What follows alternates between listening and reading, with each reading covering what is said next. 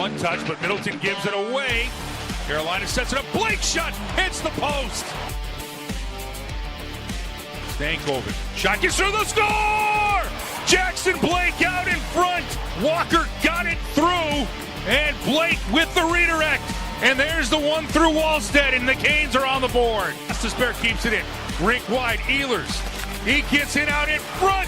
Push it through, and they get a whistle. And it should be a goal. No signal yet for the Canes. We have a good goal at 106. Here comes Blake on a breakaway. Blake coming in on Wallstedt. Blake in, shoots, rebound. Second chance, Wallstedt with the save. Oh, it was on his stick, and Wallstedt had the answer.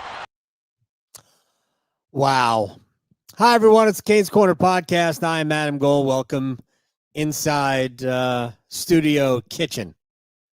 Eventually, we'll be back in studio screened-in porch. It's just not ready yet after the reno. Yeah, we redid the studio. We're brought to you by the Aluminum Company of North Carolina. They helped. If it's for the exterior of your home, you can find it at the Aluminum Company of North Carolina on Hamlin Road in Durham. No place like it. Sam Meehan and his crew do a great job. They have done a great job. So we look forward to unveiling it for you. If not Friday night against Winnipeg, certainly Sunday afternoon following the game against the Buffalo Sabres.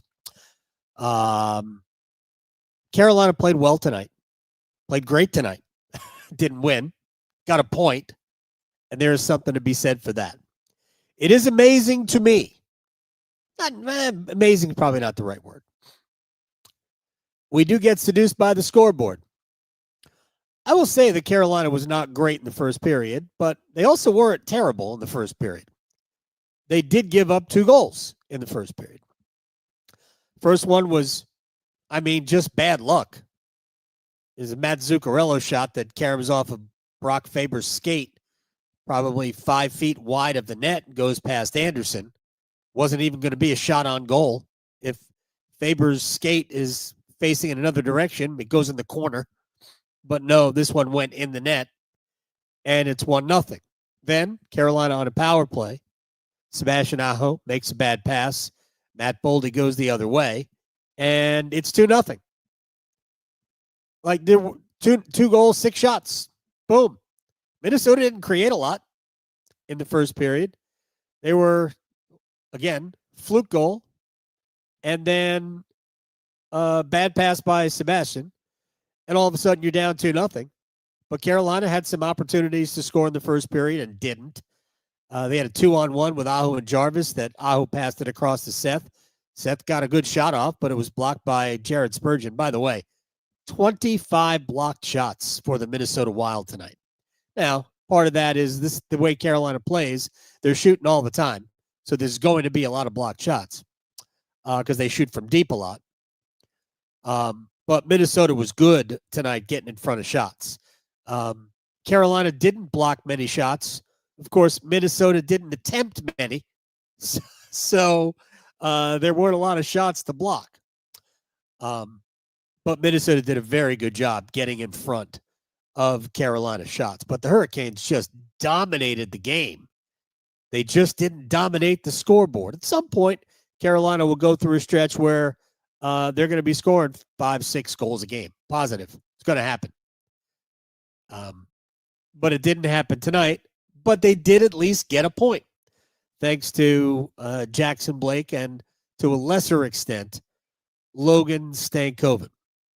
But this is the 5th time this year that Carolina has fallen behind 2-0 in a game. The 6th time they've fallen behind 2 goals in a game. Actually, it's more than that, but in terms of one of the times where they came back to win, that was against Toronto. The only time they've been down 2 goals and won was against the Maple Leafs. That was one of the now it's 5 games, I think, where Carolina has given up the first 2 goals. The last 3, I guess, they got points out of. Right? Let's see. What did I write down? Vegas was the first one, lost that game. Boston was the second one, lost that game. Washington was the third one, lost that game. But the last 3 times, Toronto were down 4-2, came back to win it 5-4. Edmonton were down 2-0, came back to lose in a shootout, or rather in overtime. And then tonight, they were down 2-0, came back to tie it, and lost in a shootout. So got points the last 3 times you were down by 2 goals. Not bad. I mean, we've seen worse. Actually, not the last 3 times, but because Washington had you down. But the Hurricanes really were excellent tonight. And it is interesting to me, understandable but interesting, that we are always seduced by the scoreboard. And sometimes it's hard to realize, even the announcers tonight on TNT, if you're watching the game on national television, I was kind of splitting time between the broadcast on TNT, which was fine, and Mike and Tripp, who are always good. And in the second period, before Carolina scored, before Jackson Blake got Carolina a goal back, they were talking as though the Hurricanes couldn't figure it out. My gosh, they had chance after chance after chance in the second period. It was ridiculous. Stankoven, right after the power play, he was in a dead slot with the puck. I mean, it was a 3-on-2 transition try. I mean, he was 15 feet from the goal, and he was stopped by Jesper Wallstedt. Carrier, next shift, came in and was right in front. Couldn't elevate it enough to get it over the blocker side. Stankoven had 2 more chances from the slot. Blake hit the post.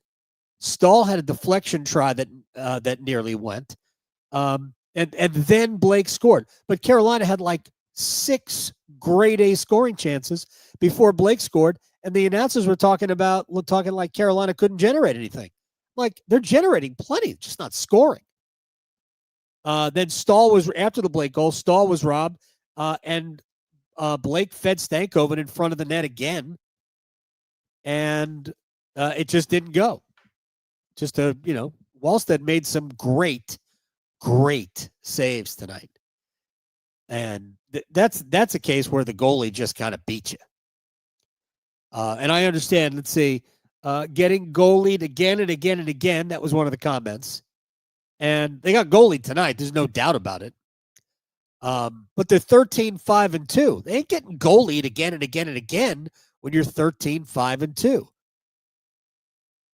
Could Carolina have another point here and there? Probably should have won tonight. They were better than Edmonton on Saturday at Lenovo Center. Only got the 1 point. They're significantly better than Edmonton in that game. Carolina's playing good hockey, really good hockey. And 13-5-2, last I checked, the best record in the Eastern Conference. I think we got to just kind of pump the brakes a little bit, because tonight, while a lot of Hurricanes played really well, not everybody did. And we're going to talk about the players who didn't play well, not as long as we talk about the players who did play well, and probably not as long as we did last night. Anyway, good game, and I'm sure when if we ever hear from the head coach, I'm sure he's going to say, we probably deserve 2 points. We'll take the 1, since we trailed by 2 goals right after Matt Zuccarella's breakaway goal in the third period. Jackson Blake was ridiculous tonight. And maybe it is because he was playing at home and he had, I don't know, what they say, 80 tickets distributed. So who was the guy on TNT say Carolina had a couple of guys playing for free tonight? Because those are not free tickets. You got to buy those tickets. You get a certain number.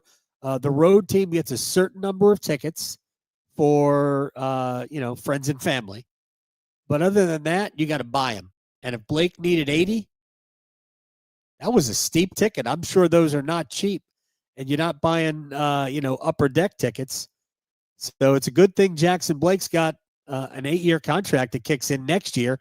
My gosh, he might not even get a paycheck this month. That was that's an expensive day for Jackson Blake. Anyway, he was phenomenal. And if you watch the game, you know, Stankoven, great tonight. That duo. Like, I didn't think Nick Ehlers was any good tonight, to be honest. But it didn't matter because his two line mates were playing on a different planet. When you look like the better player than Kirill Kaprizov, you have done something this evening. Jackson Blake looked better, looked like the best player in short pants. Matt Zuccarello was also very good, as was Matt Boldy. But Blake was the best player in the game. 6 scoring chances, 3 high dangers. Stankoven had 8 and 4 grade A's. I mean, a lot of that was set up by Blake. Blake was just all over the place. And I said this on the aftermath. I clearly don't understand what a takeaway is. If Jackson Blake didn't steal the puck off of somebody's stick 3 times tonight, I'm an idiot. And he was listed with 0 takeaways. I just don't understand what a takeaway is. I must look at a takeaway different than the National Hockey League does. How about you had the puck, now I have it? We should just call it that. And Jackson Blake had 3 of those minimum tonight. He was so good, so good. And as somebody said, that contract is already the best in the league. It might be. Of course, it doesn't kick in until next year. I almost feel bad. I'm not even kidding. I do. I feel bad for Jackson Blake. His contract, the way he is trending as a player, that will be the greatest value contract maybe in NHL history. I'm not saying he's the best player, but had he waited until this summer to sign his contract, the way it's going, he would have gotten $9 million a year. Instead, he's getting 5.4. Crazy. I said today to somebody, trying to remember who it was, my feeling is that the one thing that Blake is missing in his game, the one thing. Now, he's going to get better defensively. He's already good, but he'll get better defensively. But the one element he's missing right now is finishing. And he scores, but he will get better at finishing.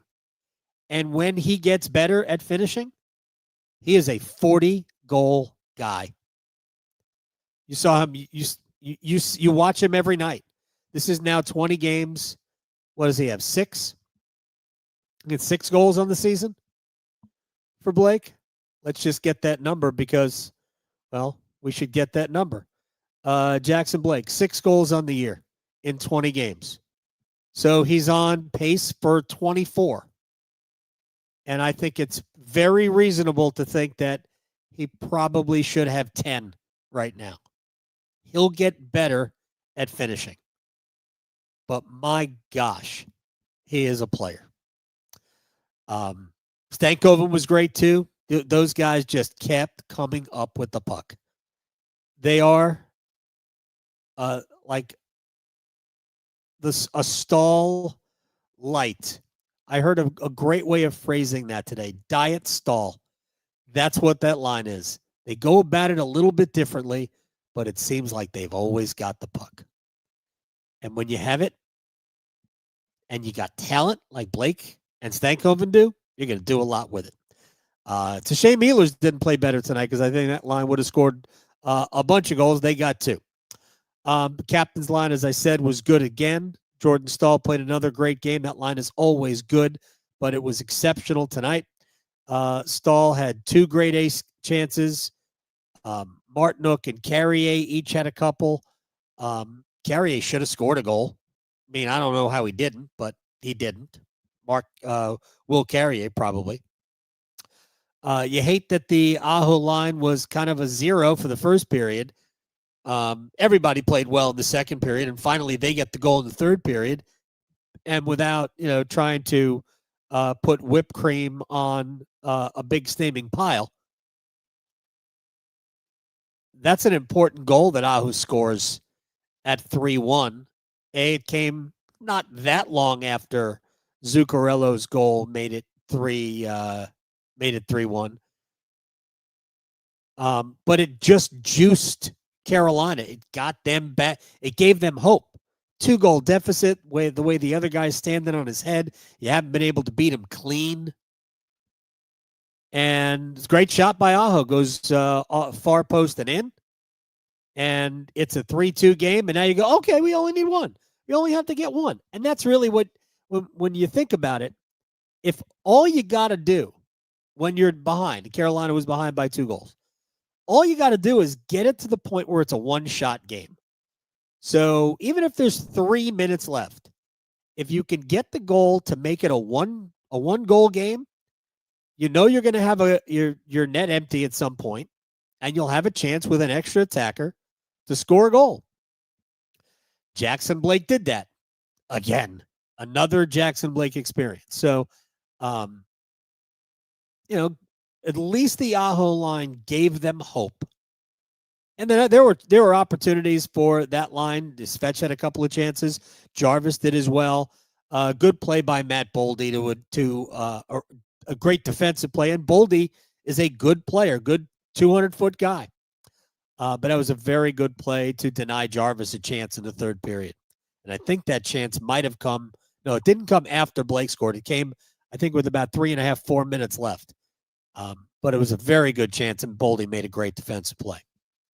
All right, this is something I talked about after the Edmonton game on Saturday. And there's really we don't have to pretend about things that are, we don't have to avoid talking about them.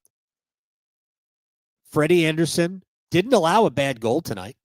None of the goals that were scored by Minnesota were bad. First one was lucky. Went off the skate, was going wide. Goes off the skate and in. Second one's a breakaway. Boldy shorthanded. Third one is, mistake right out of the gate in the third period. Gostisbehere and Carrier skate into each other, so there's no defense for who was it that came in? Zuccarello. They, Carrier and Gostisbehere skate into each other. And Zuccarello beats Andersen past the glove. And that was over. I think it was over his shoulder. Either way, it doesn't matter. And it's 3-1. So a fluke, really a lucky carom off the skate, and 2 breakaways. I mean, there are no bad goals there. But I'm going to take you back to the game, was it against Vancouver, where Kochetkov allowed 3 goals, and none of them were bad goals. None of them made you go, man, how did we let that in? But he also, at the same time, I thought, fought the game. I didn't think he played well. So, lies, damn lies, and statistics. That's the phrase. And we could fall in love with the save percentage. And tonight did Freddie no favors at all in terms of his save percentage, allowing, 3 goals on, let's get the shot total here, 18 shots. So 1 out of 6, it's 84%, something like that. That's about where he is now. So this is Andersen's 11th start out of the 20 games the Hurricanes have played. 11 starts is it's not the smallest sample size in the world. Certainly not 40 starts, but there's only been a couple of games where Andersen has looked really good from start to finish. This was not one of them. And I asked Tripp about this before the game. Andersen has struggled more in the first period than any other period. That goes the same for all of Carolina's goaltenders. So maybe there's just maybe they need to work up a lather before the game. I have no idea. But it's not just that there were goals scored, and none of them were bad. It's simply that Andersen didn't play them well enough. And yeah, you can make a save on a breakaway. mean, Wallstedt did. Every goalie does against Carolina. Andersen didn't make that save tonight. And he got severely outplayed because the other guy was great. And so I said it Saturday after the game against the Oilers. I said, I am concerned about Carolina's goaltending. This is before Kochetkov went out on Monday and just turned in a super solid performance. And I know there are people on the Twitters suggesting that we turn to Kochetkov. We've at least stopped saying, Brandon Bussey is our number one, because he is essentially the e-bug. I mean, he might get a start. Again, I said this before. I think if he starts on this road trip, it's Buffalo. But that would depend on what happens in Winnipeg for Carolina, because they need to win the Buffalo game. They frankly need to win the Winnipeg game too. At least getting something out of it, but I think they need to win it and come home with 7 out of 8 points. Carolina's in a pretty good run here. They had now 14 points in out of their last 18. I mean, that's pretty good if you're getting 14 out of every 18 points, right? Because you're talking about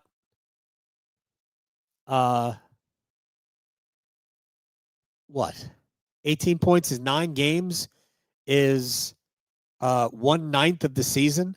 You get 14 points, multiply that by 9, and that's the point pace you're on. That's what Carolina has had over the last almost 3 weeks. 14 out of 18 points. Gosh. And they're really doing it, apart from the start against the Rangers by Kochetkov and the start on Monday night against Boston by Piotr. They're doing it in many ways in spite of their goaltending. So I still have confidence that Frederik Andersen will find it, but every game in which, like today, the goals weren't bad, but I don't think Freddie was good. I had this debate, I guess it was on Twitter, which is a bad place for debates, regarding Kochetkov, and I guess it was the Vancouver game, where he allowed 3 goals. None of them were bad goals. None of them you go, man, oh, God, you got to get that one. But A, you're allowed to make a save, and B, he just played all 3 poorly. And of the 3 goals, 0 you do about the first. That's to carry him off of Faber's skate blade. But the second and third were just not handled well. But it is not you have to make that save on a breakaway. But you also don't have to allow every goal on a breakaway. The average is like 30% that a breakaway goal is scored. Although the Wild went 2 for 2 on that tonight. But Andersen just needs to be better. He needs to, does he have to get one of those 2? I mean, you'd like him to. But have to get any breakaway save, I just don't know how you can say that. And to me, those were, they're just not the fault of the goalie. But again, you are entitled to make a save. There is nothing that says, don't worry about it. We'll outscore the problem. They should have tonight, but they didn't. So Kochetkov played super solidly against Boston. I am sure we will see him against Winnipeg. And in the game against the Jets, I think we got to see another good, solid performance from Kochetkov.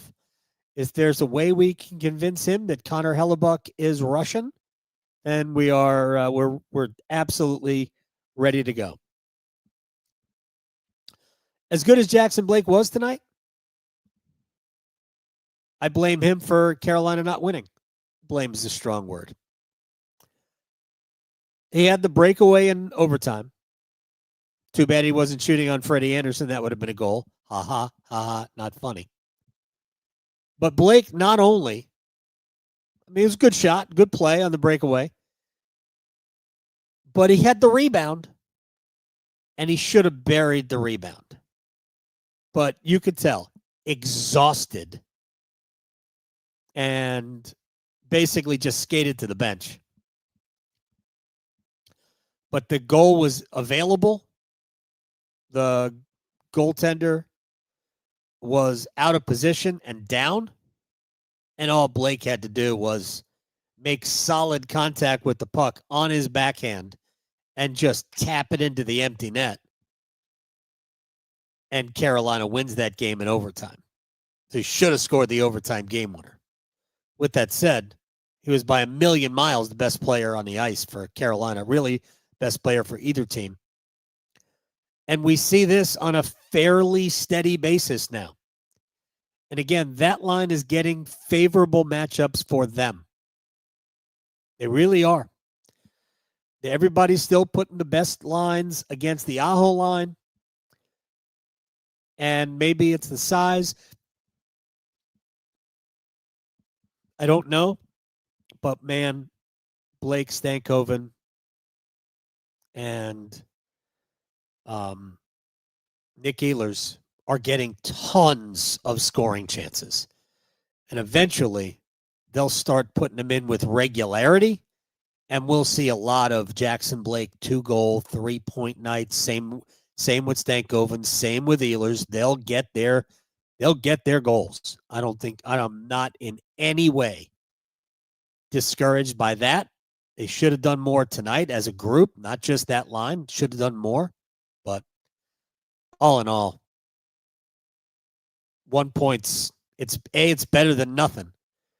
And because your goaltending was just okay, it wasn't bad, and the other guy was great, that's where you did get goalied. So it's hard to find fault with that. All right, one more thing, and then we'll get out of here. And again, I'm actually excited about the performance Carolina did. I think they played a very good game. Great game. Just didn't get the full reward for it. So Jalen Chatfield Wednesday skated with the group in the morning, and he practiced with the team yesterday.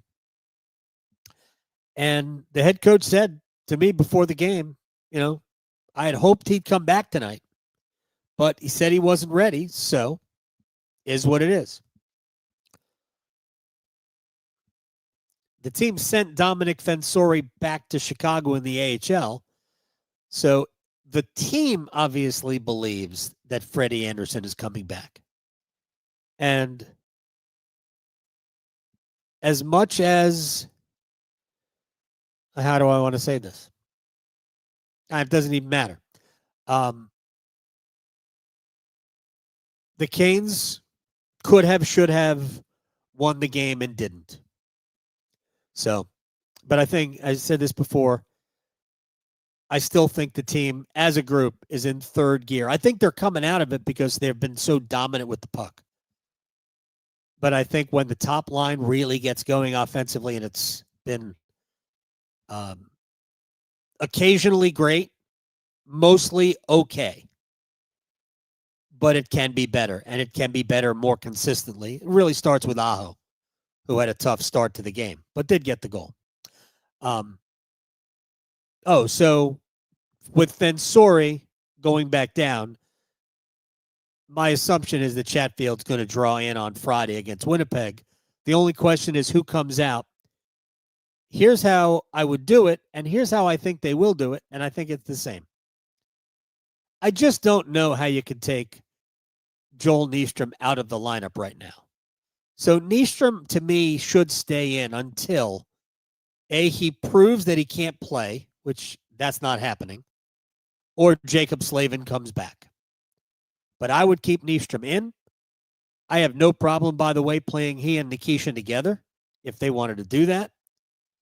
And you'd have 3 righties and 3 lefties.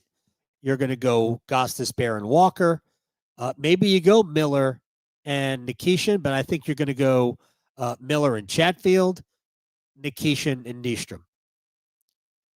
And that is, in my opinion, without Jacob Slavin, a top 10 NHL blue line. That's without your best guy. You're throwing Slavin in there, somebody's going to be playing their offside. My guess is that it will be Gostisbehere playing with Nikishin, and you might have the best blue line in the game. Blue line Carolina played tonight is pretty good too. No joke. That's a dynamite team. Dynamite team. They just lack a little bit of scoring below the top guy. I mean, there's some good players there, but it's all about Kaprizov. All right, we got to go. I am Adam Gold. This has been the Canes Corner podcast, live on YouTube all the time, aluminumcompany.com. Go check them out for the exterior of your home. They do amazing work. I wish I could show you over there the big picture window. It's gorgeous. Lets in tons of light. Very nice. The dogs love it. We got my dog a new sweater tonight. Earl's got a blue sweater, loves it. It looks very Jeff Goldblummy. All right, we'll see everybody Friday after the Canes and the Winnipeg Jets. I thank you for your time. And, hey, 1 point's better than none. See you next time.